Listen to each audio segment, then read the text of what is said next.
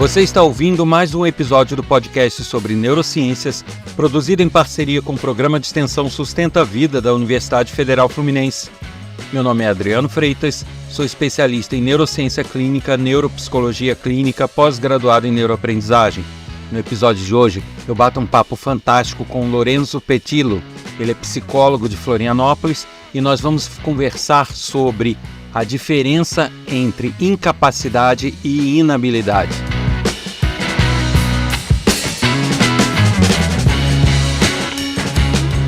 Como já é costume, deixo aqui o endereço do meu site, www.adrianofreitas.com. Nele você vai poder assistir trechos de aula, palestras e ter informações sobre projetos que eu desenvolvo e também ter acesso a algumas fontes que eu utilizo nesses podcasts. E também deixo aqui o endereço de e-mail para quem quiser participar, enviando dúvidas, críticas, elogios, sugestões. Isso pode ser feito pelo e-mail podcast@sustenta-vida.com. ou aqueles que preferirem, podem utilizar o WhatsApp, código 22 99 222 1003. E aqueles que quiserem nos seguir nas redes sociais, basta buscar no TikTok, Facebook e Instagram por neurociência.af. Aguardo sua mensagem, aguardo sua participação nas redes sociais.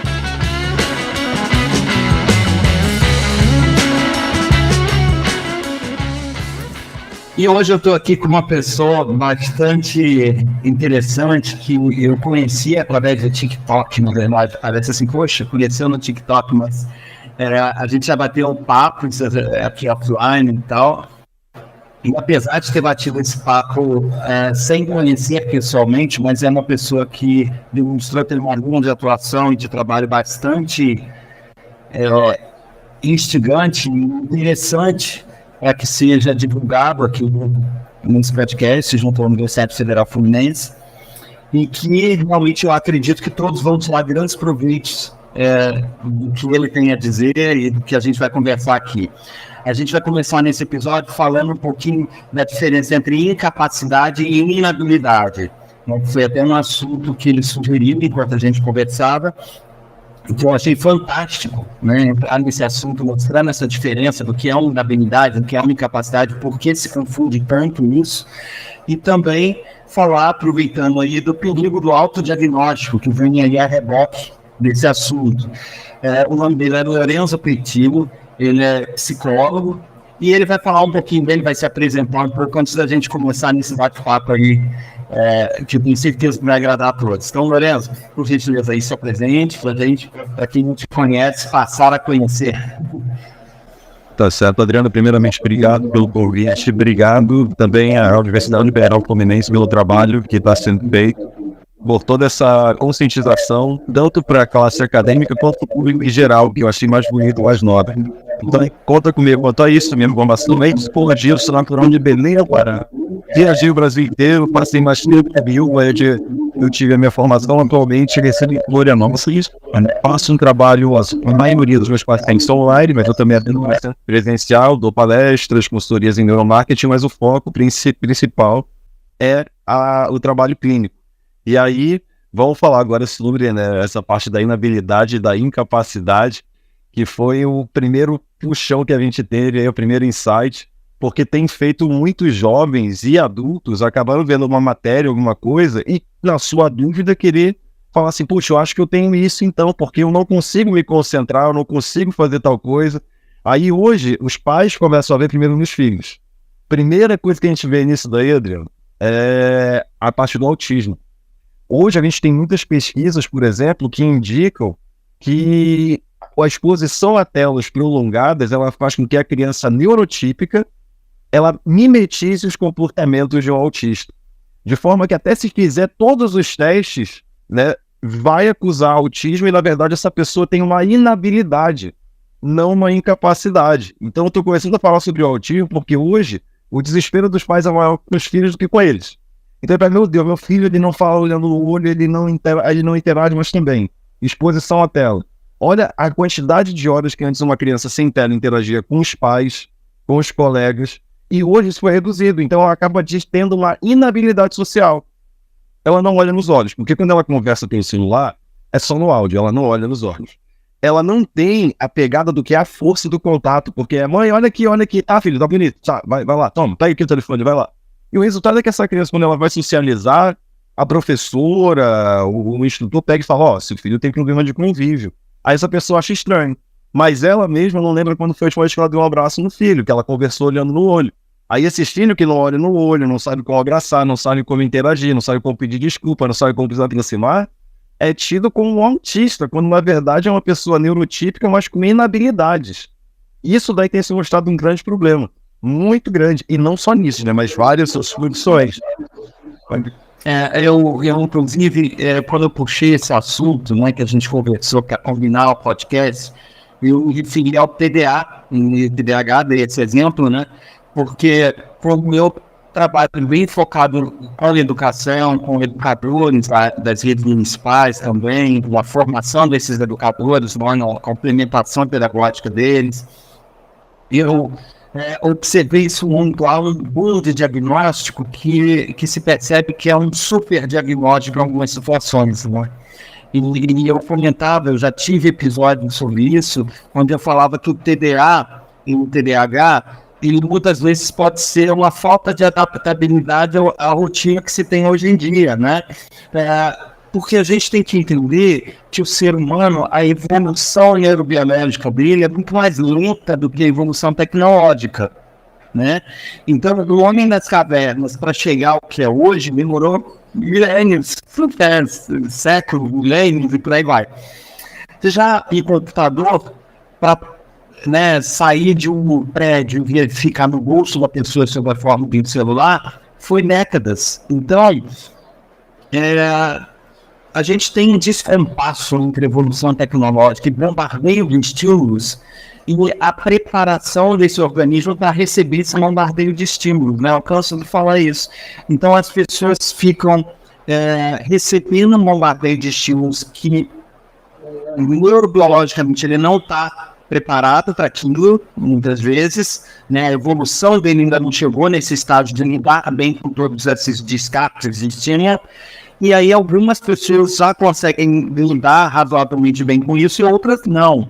E essas pessoas são tidas como portadoras de TDA, TDAH, são medicadas, quando na verdade bastaria elas reduzirem os estímulos simultâneos, ter uma rotina adequada de estudo, ter um hábito.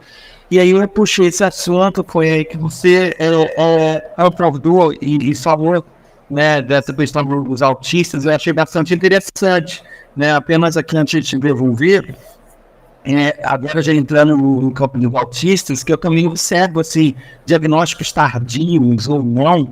Poxa, pessoas que você sempre ligou a vida inteira, não, sou autista. Oi? Como assim? Né? E aí você vai buscar os papiamentos. Eu falei que não é pessoa que não seja um espectro, não vou querendo afirmar isso, porque eu nem conheço, não sei da vivência nem da história. Mas, por exemplo, vou te dar um exemplo aqui da parte biológica da coisa, né?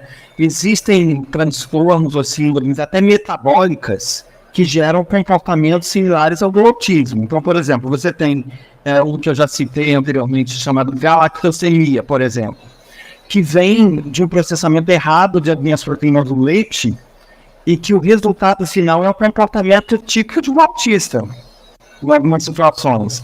Só que é um problema metabólico. E que se a pessoa corrigir ele lá no endocrinologista, lá no médico clínico, esse comportamento dele vai se revertendo, entendeu? E essas pessoas, eu não vejo em nossos países estudos e até médicos mesmo, especialistas, que descartem todas essas possibilidades antes de fechar o diagnóstico de autista.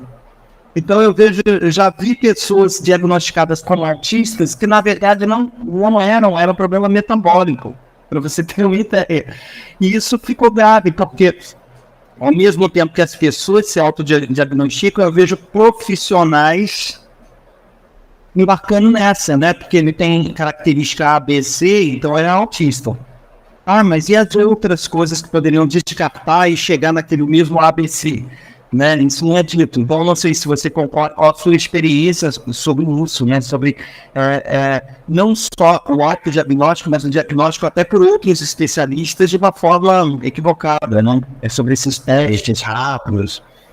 Eu não tenho nem como discordar de ti, até porque eu recebo muita gente para segunda opinião e etc, porque eu tenho esse perfil de explicar, olha, é isso daqui, é isso aqui, pesquisa isso, tem essa pesquisa, eu costumo mandar um pack de estudos para os pacientes que são mais engajados em estudar, para que eu não corra o risco dele estudar por conta própria e acabar consumindo um conteúdo que não é de qualidade. A gente falando para o meio acadêmico, é maravilhoso, porque a pessoa vai ver o resultado da pesquisa, mas dentro do meio acadêmico tem algo que eu digo que é sempre mais importante que o resultado, que é a metodologia. Porque dependendo da metodologia, o teu resultado vai estar totalmente fora. E existem pesquisas, você com certeza sabe, eu já peguei pesquisa que eu falei, gente, isso aqui é uma pesquisa ou um queijo suíço, porque tem mais furo aqui, como que foi, passou?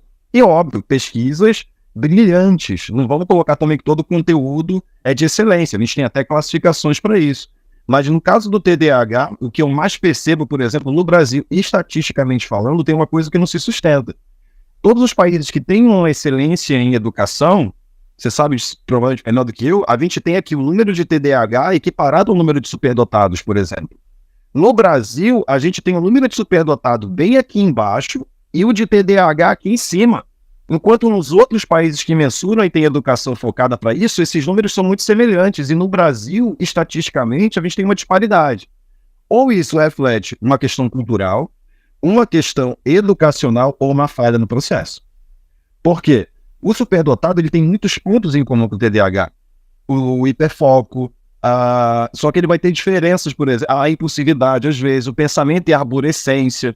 E isso daí gera muita confusão. O TDAH é o cara que mais joga para autismo, por exemplo. Porque ele tem impulsos, ele tem rompantes e por isso ele se isola. Porque ele sabe que ele tem impulso, então ele se retrai não porque ele quer ficar quieto, mas porque ele quer evitar uma catástrofe. É diferente do autista que se retrai porque ele não quer ter o hiperestímulo. Quem olha de fora fala, ó, tá se isolando, é igual. TDAH em sala de aula superdotado, o que eu mais percebo, muita gente não, mas eu já vi algumas pessoas chegaram a mim com diagnóstico de TDAH, estudamos, averiguamos, trabalho em conjunto com outros profissionais e era superdotação. O que acontecia na escola? Esse jovem estava ali ou na faculdade. Ele está conversando com um colega. O professor está vendo que os dois estão batendo papo. Só que um está batendo papo porque ele já sacou a matéria, ele já viu que ele vai pegar em 5 minutos. O outro porque ele desistiu de absorver, porque ele já viu que já voou. Então a gente tem um TDAH, um superdotado, ele até consegue, mas ele já viu que naquele momento voou, e o outro viu que consegue pegar rápido. Mas o professor ele fala aqui, 2 desatentos. Não, nós não temos 2 desatentos, nós temos um desatento e um desinteressado. Mas eles entram no mesmo balaio. Aí tu vai ver a nota dos dois. Os dois tiraram 8, 9. Só que o TDAH se matou estudando 3 noites para isso. O superdotado pegou o resumo do TDAH durante 5 minutos e tirou 8 também. Mas ele investiu 5 minutos de estudo pro 8. O TDAH, 3 noites. Aí vem o professor e fala, são iguais. Aqui, ó, 8 pros dois. Isso tem acontecido muito em escolas. Porque, óbvio também, pelo número de alunos que a gente tem, tanto na rede pública quanto na particular, porque nisso até a particular não seria excelência, a gente tem um número muito grande para exigir também, e aí vamos fazer uma justiça para não cair nas costas do professor que está fazendo o melhor que pode. Pô, o cara é o único, às vezes, na casa dele, o pai e a mãe não detectam. Pô, o professor que tem 60 gritando, ele tendo que dar aula, querer um diagnóstico que para o psicólogo já é complicado, fazendo uma bateria, também exige demais. Hein? Eu até costumo falar nos cursos de capacitação para profissionais de educação, né, que rola uma pressão, uma cobrança a que o professor quase que seja um especialista, né? Porque o professor tem que identificar, tem que encaminhar e tem que saber o que fazer. Quando, na verdade, muitas vezes ele não tem esse preparo, ele não sabe nem o que fazer, nem como lidar com essas situações, ele não é preparado para isso, né?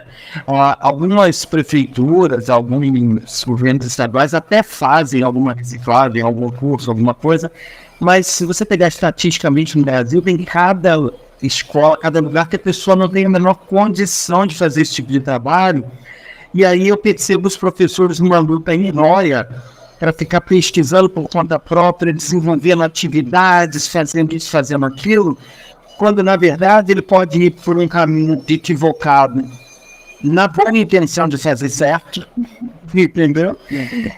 Mas acaba piorando a situação em alguns casos. Então, é uma situação estrutural, eu diria.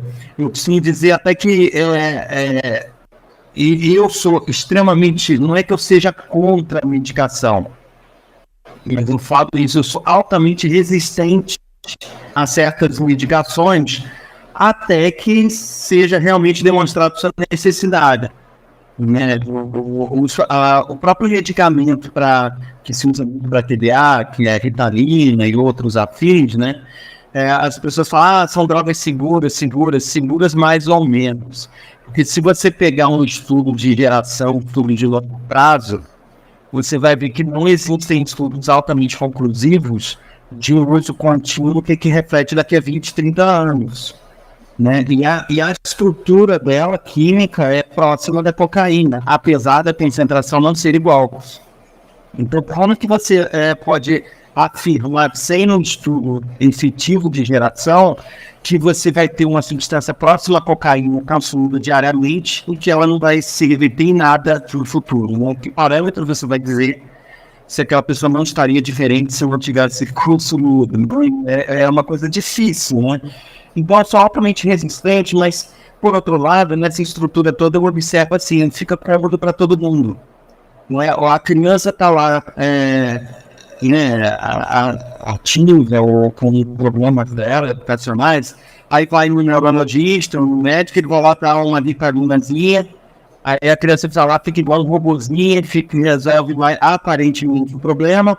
Resultado, o neurologista é tido como um ótimo especialista porque resolveu o problema da criança, os pais ficam satisfeitos que resolveu a prevenção que a criança da PUT faz, não tem mais dor de cabeça, a diretora da escola fica feliz da vida que não tem problema com aquela criança, todo mundo resolveu o problema, mas aquela criança no futuro, será que resolveu mesmo? Qual vai ser a consequência disso? Né? Eu preciso dizer isso, não sei se você concorda comigo, mas tem várias classes de medicações, aí eu coloco no TDA, coloco benzodiazepinas, que são para medicamentos para dormir, né, Rivotril, clonazepam e por aí vai. São altamente danosos, mas existe uma indústria por trás, a gente tem que entender isso também. E que é uma indústria que acaba as pessoas embarcando pela facilidade aparente que dão, né? Não sei se você tem essa visão também. Eu compactuo, né, e realmente destaco que acontece, é quase que frequente psicólogos e psiquiatras ficarem nessa questão da valoração do processo terapêutico e da medicação. Há casos que, principalmente em casos de neurodivergência, não tem como escapar da medicação, só que se saiba com certeza aquilo que se tem. Por exemplo, você falou TDAH, aí vem um menino, primeiro ele chega lá, 18, 19 anos, cara, eu tenho TDAH porque eu não consigo ler, eu leio um parágrafo, quando chega no outro eu não sei. Se o psicólogo não for a fundo, o psiquiatra não for a fundo, ele vai pensar que esse cara tem uma dificuldade de concentração. Aconteceu comigo, desse jeito. Lourenço, eu tenho TDAH, eu não consigo ler contínuo, eu me perco. Aí eu perguntei logo em seguida, eu falei, cara, quando tu começa a ler, por que página, onde que tu para mais ou menos? Primeiro, segundo parágrafo, é em linha? Não, eu leio umas 50, 60 páginas, entendeu? Mas lá, por aí eu já começo a me perder. Eu falo, peraí, cara, tu lê 50 páginas corridas num livro e tu tá achando que tu tem dificuldade de concentração? Cara, meu pai e meu irmão leem o livro inteiro sem parar. Olha o parâmetro dele. Só que da mesma maneira que a gente tem esse parâmetro que deixa ele sem entender que ele não tem uma incapacidade, ele tem uma inabilidade. Como foi que eu expliquei pra ele? Falei, cara, imagina se tu quisesse ser maratonista. Se tu calçasse teu tênis agora, maratona 42 km, tu começar a correr, no quilômetro 10 eu te encontro vivo? Aí não vou estar. No quilômetro 10 não. Mas se hoje tu correr 200 metros, depois de 4 dias, 500, e tu for subindo daqui um ano, no quilômetro 10, como é que tu tá? Ele, inteiro. Falei, pois é, porque tu ainda não tá acostumado. Da mesma maneira, o cérebro, existe uma neuroplasticidade. O teu cérebro, ele também ganha, ele também vai se inflando como o teu pulmão, como os teus músculos, ele também vai sendo trabalhado. Se tu quer aumentar a capacidade de leitura, tu vai começar a fazer no teu ritmo e depois vai aumentando. Mas se tu tentar forçar de cara, você não vai conseguir. É por isso que a gente fala assim, eu tenho TDAH, que eu começo a ler a apostila, eu me perco. Mas, cara, pergunta pra essa pessoa, quantos livros ela leu na vida? Maior parte, nenhum, um ou dois e muito pingado porque obrigaram na escola. Aí uma pessoa que não tem habilidade de leitura, não tem o hábito de leitura, ela quer ler um capítulo inteiro sem se perder. O cérebro dela não está acostumado com aquele movimento. Não porque ele não tem a capacidade, mas ele não tem preparo, ele não sabe. E isso é muito confundido. Eu não dou diagnóstico de cara. Ah, tu acha que tem TDAH? Então vamos lá. O que acontece também? Lourenço, eu me perco no segundo parágrafo. Show. Pega esse, qual livro tu gosta? Ah, não tem? Quando ninguém tem, eu tenho um bloco assim, do Pequeno Príncipe, que eu encontrei uma promoção aí em 99, eu comprei 20. Ah, tu não tem livro pra ler? Toma, Pequeno Príncipe, fininho. Tu vai ler hoje um parágrafo. Mesmo que tu queira ler mais, tu não vai ler. Fica com a vontade de ler. Aí ler dá aquela ansiedade que ele não tem. É como se tu fosse correr, eu quero correr até o final da rua, eu corri só um quarteirão. Eu até poderia correr, mas eu vou andando e sugere-me uma ansiedade para eu correr mais, e a ansiedade é ao nosso favor. Com leitura é igual, eu leio confortavelmente até aqui. Então eu vou parar para voltar depois e me acostumando, porque o que as pessoas fazem? Elas se forçam, é igual maratona, nunca corri. É 42 quilômetros, aí eu vou correr até passar mal, amanhã o meu corpo vai falar, cara, não faz isso não, isso faz mal pra gente. Se for gradativo, vai ser prazeroso, igual a leitura. Tem que ser gradativo, só que quando as pessoas decidem ter o hábito de leitura, 2 dias antes da prova, né, professor? E aí fica complicado, tu despertar o hábito de leitura. Eu tinha um professor, Jesus Landeira, que ele cunhou o termo bulimia acadêmica. Vai, joga tudo, chega na prova, e acabou. Não tem nutrição mental educacional, ou uma bulimia. Consome, joga tudo e depois fica como? Vazio. Mas por inabilidade, não por incapacidade. E hoje a gente vê isso desde os níveis educacionais mais básicos até os níveis superiores. Inabilidades sendo confundidas com incapacidades. E tudo, emocional, intelectual, social, é necessário.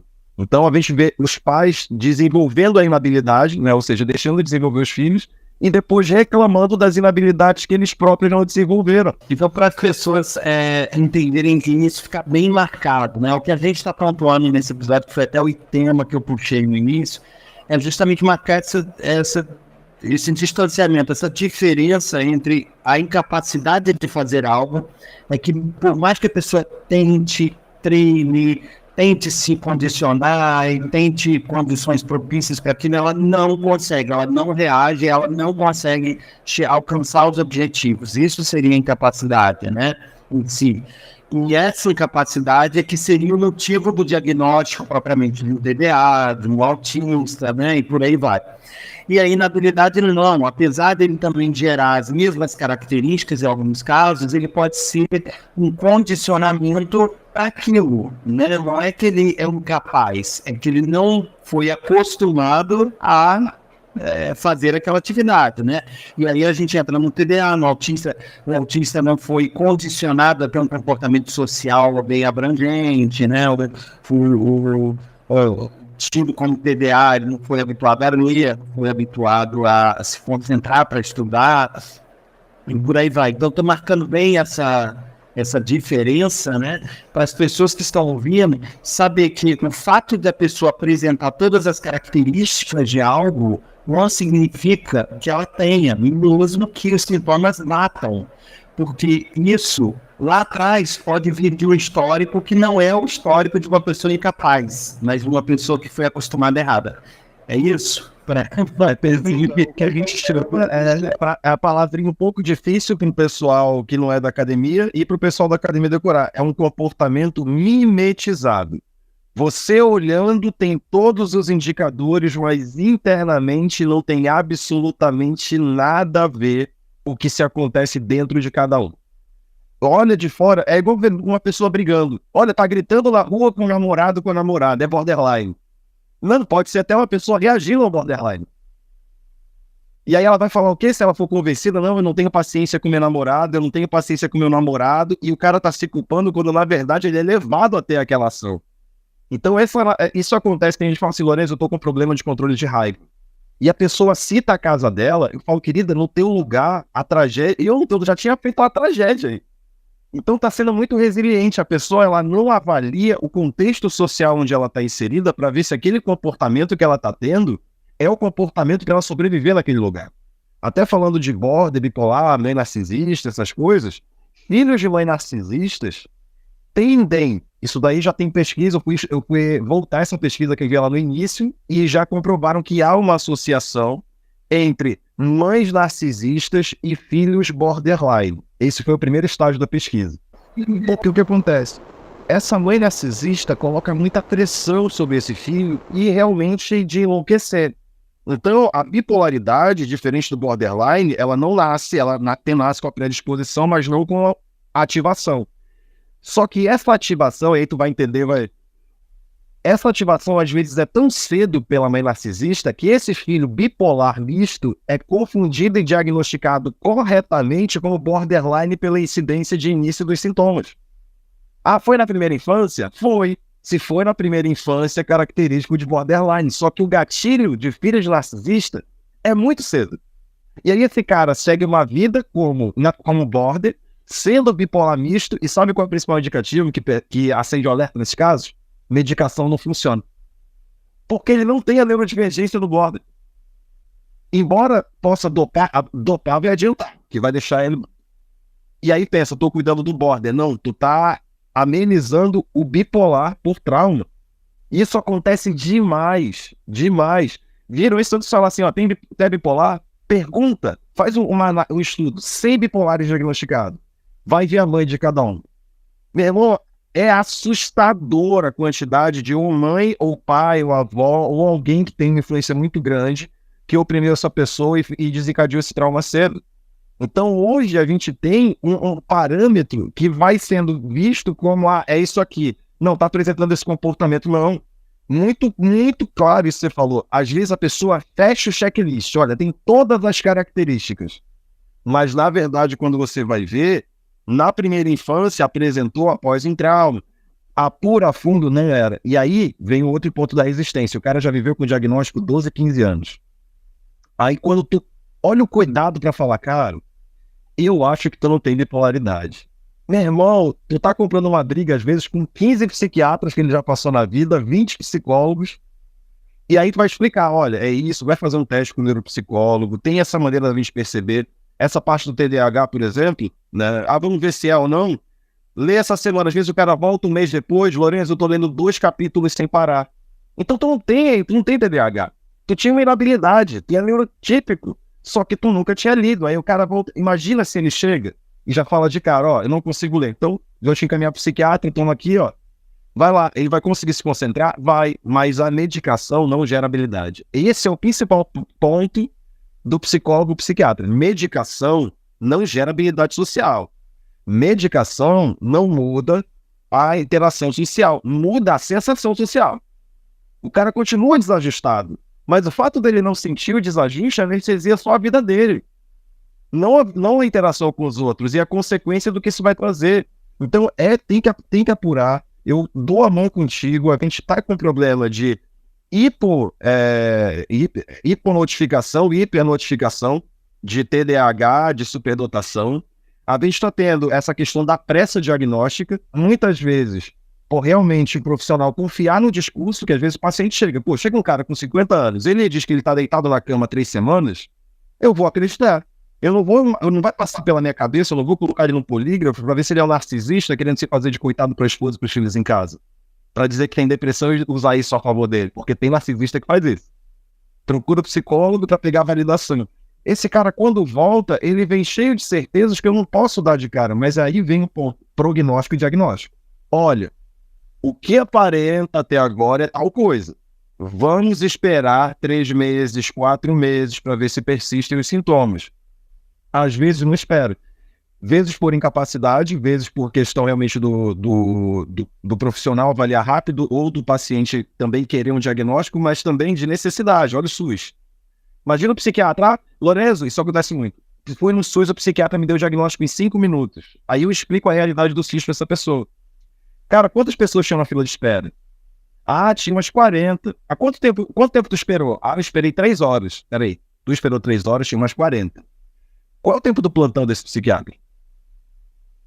Deve ser 12 horas. Tu tem certeza que se ele gastar 10 minutos com cada pessoa, ele consegue atender todo mundo que é agendado? Entendeu? 5 minutos é melhor do que nada. Mas se ele não tentar adivinhar, às vezes, em 5 minutos, essa pessoa pode não voltar daqui a 6 meses, que às vezes é o que o SUS marca. Psiquiatra de 6 a 3 meses. Se esse cara não passa uma medicação para amenizar isso rápido, essa pessoa pode não voltar na próxima sessão. Então, às vezes, a gente culpabiliza o profissional que está fazendo o melhor que ele pode e a gente coloca uma culpa nele, sendo que é uma culpa da estrutura. Você, como também um funcionário público federal, está ciente que a estrutura não te permite. Muitas vezes você já foi julgado, eu tenho certeza, porque isso é recorrente com todo funcionário público, por algo que não saiu como deveria, mas foi por falta de suporte, não por falta de capacidade. Então, Exatamente. não é fácil. A gente tem que só fazer uma diferenciação entre o fato que o que você falou correto, perfeito. Não, quantas vezes a gente é julgado por algo que não tem como fazer, né? A gente só consegue fazer se a gente dispor de tempo, de dinheiro próprios para voluntariamente fazer, porque não adianta você depender de um equipamento para fazer um diagnóstico, esse equipamento não existir na sua mão e você faz como? Ninguém tem o que fazer, né? Você tem que ir para meios não tão eficazes e tal. Então, isso realmente, você falou, procede, eu gosto plenamente, mas, por outro lado, eu também não posso livrar a cara daqueles profissionais. Assim, eu não posso fazer disso uma justificativa para todos os erros diagnósticos, né? Porque eu falo, não, a falta de estrutura, tá, mas e aquele que está lá no consultório dele, é particular, atende por um plano de saúde, e ainda assim comete erros crassos, às vezes, por uma falta de análise cuidadosa. Então, assim, fazendo bem essa diferenciação, existem casos onde ele está fazendo o melhor que pode, não tem estrutura. Existem casos onde ele tem estrutura, mas não está fazendo o melhor que pode. Então, essa dosagem aí, eu acho que precisa ser levada em consideração. E quando a gente fala de comportamento, de transtornos e síndromes, a gente precisa que as pessoas tenham também um bom senso, um senso crítico, de, antes de tomar uma medicação que é muito radical, buscar uma segunda opinião, se houver essa possibilidade, né? Mesmo que seja num posto de saúde, ela está limitada, tá, mas tenta ir numa ONG, tenta ir numa associação. A gente, hoje em dia, uma coisa que eu ainda agradeço é que temos algumas associações, algumas ONGs que ainda fazem um trabalho aí, de tentar, né, ter alguns processos. Então, de repente, busque uma outra fonte, se não tem grana, e se tem alguma grana que possa buscar uma segunda opinião, busque. Tenha um senso crítico para que realmente seja cuidadoso no diagnóstico. Não sei se você vai concordar comigo, nessa daí. Eu concordo muito. E eu não posso nem estipular percentuais, né? Mas assim, a gente vê o CAP sofreu com corte já há anos, corte em cima de corte e tá sucateado. Aí a gente vê as universidades fazendo SPA, né? Para me formar, eu tive que atender gratuitamente na faculdade. Só que tá lotado, e não tem uma estrutura realmente. Quando eu já vi algumas estruturas que pacientes pelo Brasil mencionarem, mas quando é verba municipal. Às vezes tem municípios que são ricos, que permitem sessões de 40 a 50 minutos com psicólogo e psiquiatra. Tem pouquíssimos municípios que ganham royalty, muita indústria e poucos habitantes. Mas a realidade, em grandes metrópoles, não tem como. Porque é muito velho estadual e federal. Normalmente, quando é estadual e federal, acontece isso. E aí a gente tem um cenário que é o pior, né? Que é o pior da falta de estrutura e com um profissional que não está muito disposto. Aí a gente tem um combo da catástrofe. E ele é meio frequente. Pelo menos talvez seja na minha bolha, mas esse combo catastrófico acontece com certa frequência. Com certeza. E aí, assim, o papo tá bom sobre esse assunto, mas esse primeiro episódio, a gente vai ter que caminhar para o final agora. Eu vou te colocar uma questão aqui para a gente encerrar, que é justamente ressaltando, eu já ressaltei a diferença entre capacidade e habilidade aí e tal, mas a gente focar um pouquinho nessa última questão do autodiagnóstico, para deixar um alerta aqui para as pessoas, porque realmente é um problema que tem crescido na área de neurociência. Eu percebo isso, porque eu tenho especialização na área de neurociência clínica comportamental, educacional e tal, e eu observo justamente isso, que as pessoas às vezes ou chegam já com o diagnóstico pronto, ou elas nem chegam, né? Elas já assumem aquele diagnóstico e é isso, e pronto. Quando, na verdade, a gente tem aí, andando em paralelo com isso, uma difusão de informação fantasiosa, informação falsa, absurda, né? Assim, de informação não tão palpável. E na área de neurociência, você vai falar sobre isso aí da área de psicologia, mas na área de neurociência a coisa fica tão grave, porque você tem a neurociência é uma área científica, né, de pesquisa, basicamente, e que muitas vezes até gera protocolos para os médicos, né? Lá no laboratório se tem protocolos que vão ficar aqui na ponta na atuação. Mas também tem os profissionais de neurociência, a parte clínica, que faz apoio diagnóstico, faz atendimento e tudo. E aí a coisa fica tão séria, tão grave, porque hoje está uma moda de neuro isso, neuro aquilo, neuro não sei o quê, neurolinguística, mas neuro não sei o quê. Aí fica uma confusão de coach, com neurociência, com neurolinguística, com não sei o que, juntou aquele monte de neuro, e as pessoas estão embarcando, sabe, assim, aí fico olhando às vezes na internet, coach de programação neurolinguística que faz constelação familiar e com base nas neurociências. Aí eu falei, como assim? O cara é coach, faz PNL, constelação familiar e baseada nas neurociências, assim, não rola. Então, você perde mais tempo desfazendo essas confusões. Fala, meu amigo, olha só, programação neurolinguística não é uma ciência. É uma chamada pseudociência, tá? Mas não existe. Então, você não pode pegar um conceito de PNL e dizer que é de neurociência. Tem um nome neuro os dois, mas neurociência é ciência e o outro não. Com a psicologia, talvez isso ocorra, eu penso que ocorra, na verdade, mas eu penso que numa gradação talvez menos agressiva que a neurociência. Se você abrir para procurar neuro na internet, você vai achar aí de tudo, né? O nome de neurociência, e muitas vezes escrito lá neurociência, e não é. Então, o principal alerta que eu deixo do meu lado aqui, vou te passar para fazer os seus alertas ligados à psicologia, é isso. O principal cuidado que a pessoa tem que ter é as fontes que ela segue, né?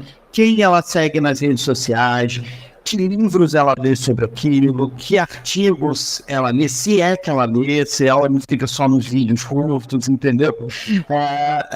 Que matérias de TV que ela lê, vê, ela assiste uma matéria de TV, depois ela vai pesquisar sobre o assunto, sim ou não, ou ela acredita só naquilo, como é apresentado. Então, assim, o alerta que eu deixo é isso, é ter as fontes corretas. Porque às vezes também eu entendo que a pessoa está lá no interiorzão, não tem acesso a sistema de saúde adequado, não tem acesso a profissionais, para ir em psicólogo, ele às vezes tem que viajar, não tem dinheiro para isso. Eu entendo que existe esse interiorzão e que existem muitas pessoas que são sim capazes de fazer uma boa pesquisa, de chegar a conclusões próprias, porém ela não é um profissional daquilo, né? Eu acho que assim, ela ter o direcionamento do que ela usa para pesquisar já é meio caminho andado para pelo menos ela saber aonde ir, né? E aí eu não vejo mal quando uma pessoa chega com um pré-diagnóstico feito por ela mesma, se isso for sensato, for no sentido de trocar informação, né? Olha, eu sobre isso, eu pesquisei sobre isso e acho que eu estou caminhando para isso, porque eu treino esse comportamento, porque eu me sinto dessa forma. Ele, na verdade, ele está te dando elementos para analisar, até ele está te ajudando, né? Não é bater o martelo, eu tenho e acabou. Se ele usar essas pesquisas como uma forma de partir, de repente ele vai te indicar coisas que, falando os sintomas, ele vai esquecer, ele vai pular, ele não vai te indicar, né? Então eu acho que é interessante, informação sempre útil, mas eu sempre vou bater nessa tecla, né? Cuidado com quem vocês seguem, o que vocês leem, da onde vem a informação. É bom alerta. E aí eu passo para você para falar sobre o lado da psicologia e os alertas que você quer deixar como encerramento desse episódio. Claro, claro. Eu acho que hoje o autodiagnóstico, se não o maior problema, é um dos maiores problemas dentro de consultório. Dependendo da pessoa que entra, na minha bolha clínica, quanto mais velho, mais prudente é essa pesquisa. Porque essa pessoa tem dimensão de que ela viu alguma coisa, mas existe muito que ela não sabe. Quanto mais jovem, quanto mais jovem, maior é a ilusão. Por quê? É como se eu fosse um infectologista e falasse, olha, a gente vai falar sobre dengue.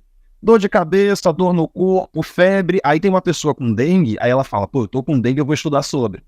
Aí ela chega na casa do primo dela, o primo fala, ai primo, eu tô com uma dor de cabeça. Rapaz, olha, já sei o que é isso aí, hein? É dengue, porque quem tem dor de cabeça tem dengue, eu estudei, eu tava com dengue, eu pesquisei. Não, mas peraí, cara, de repente não é, eu também tô com febre. Agora tu me deu certeza. Porque, ó, dor de cabeça. E agora tu tá com febre, tá com dor no corpo, isso daí sem dúvida é dengue. Não, era câncer. Sabe, ela sabe o conjunto de sintomas dela e eu não duvido que ela saiba. Só que quando a pessoa vai atrás do autodiagnóstico, ela não tem noção da gama de condições que podem ter aqueles sintomas. Ela não sabe diferenciar que cada sintoma desse pode ter uma origem diferente, mas ela associa na visão leiga dela e não científica da coisa. Existe uma questão de absorver conteúdo de coach de gente que não tem nenhuma formação na área e acabar aceitando aquilo para si. Existe também a questão, principalmente dos jovens, para ser parte de um clubinho. Oi, meu nome é Lorenzo, eu tenho TDAH. Oi, meu nome é Lorenzo, eu sou autista. Os jovens estão se apresentando, às vezes colocando a condição antes do próprio nome. Porque aí eles se sentem aceitos, malandros, porque ainda existem narcisistas, existem jovens psicopatas. Aí tu imagina o psicopata quando descobre que quando ele alega que ele é TDAH ou borderline, ele pode gritar, ele pode ser desatento, ele pode fazer tudo, e quando alguém vai brigar com ele pode apelar que essa pessoa é incompreensiva. Pô, fulana, tu tá falando assim comigo, cara, tu sabia que eu tenho TDAH? Tu sabe o quanto eu sofro? E ele nunca teve nada. Aí ele vai, sai, pega briga, violência, não, cara, eu sou borderline, cara, eu também sofro, quem tá quebrado é o outro. Então, essas pessoas podem ir por desconhecimento, podem ir por desespero, mas não vamos excluir o fator canalice. Tem gente que se usa disso para poder pisar e fazer acontecer na vida de todos ao redor, exigindo uma compreensão que ela não tem com absolutamente ninguém, nem com ela. O autodiagnóstico não prejudica a sua vida da pessoa, prejudica a vida de várias pessoas, gente que falsifica diagnóstico. Chega na faculdade, no trabalho, olha, eu tenho tal coisa, eu tenho isso aqui. Sendo que quem tem, a maioria das vezes esconde. Ela não fala que ela é TDAH no trabalho porque ela pode perder a promoção. Ela tá medicada, ela nunca surtou, 1 ano e meio, mas ela não fala que ela é border ou bipolar. Aí chega alguém, dá o primeiro espirro, é que eu sou borderline, me perdoa. Aí se demitir porque quebrou coisa, cuspiu na cara do colega, é uma pessoa incompreensiva. Eu vou processar a empresa porque vocês não entendem a minha condição. Ora, ainda que seja verdade, por que o outro tem que fazer mais esforço do que a própria pessoa que reconhece que tem aquilo? Então, a gente tem problemas em autodiagnóstico.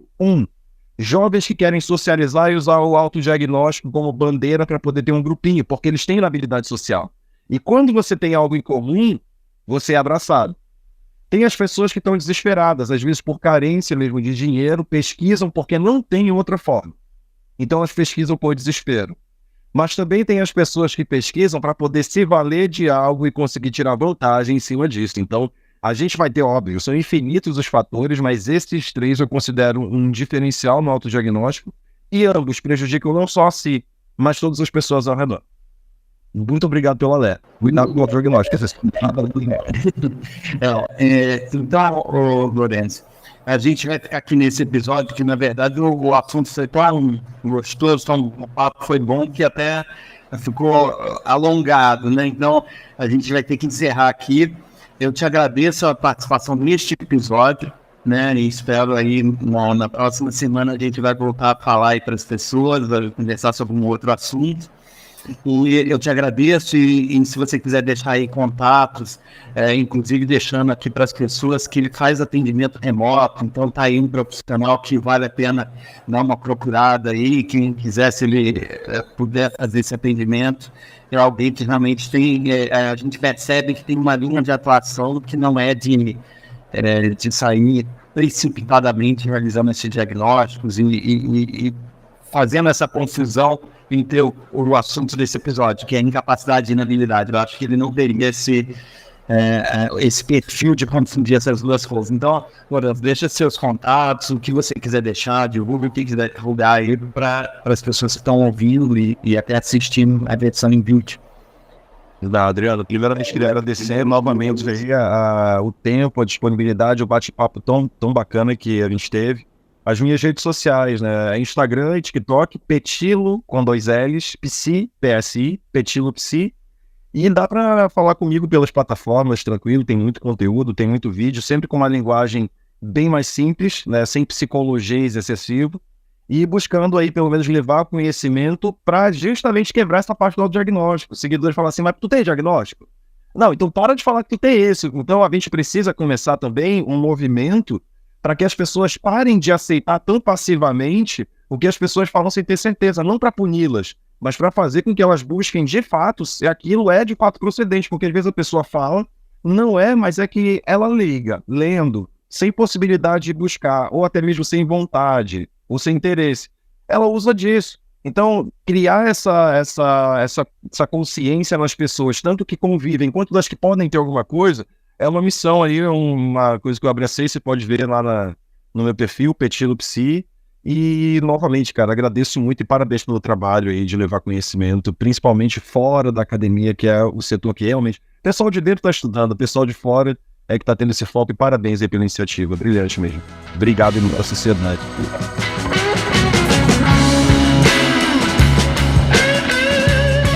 Você ouviu mais um episódio do podcast sobre neurociências, produzido em parceria com o programa de extensão Sustenta a Vida da Universidade Federal Fluminense. Meu nome é Adriano Freitas, pós-graduado em neuroaprendizagem, especialista em neurociência clínica, neuropsicologia clínica. Quer escrever para a gente com críticas, dúvidas, elogios, sugestões? Basta enviar um e-mail para podcast@sustenta-vida.com ou mensagem de WhatsApp para o número 22 99 222 1003. Aguardo sua mensagem. Semana que vem tem mais um episódio aqui com assunto calado especial, hein? Você não perde por esperar. Te aguardo.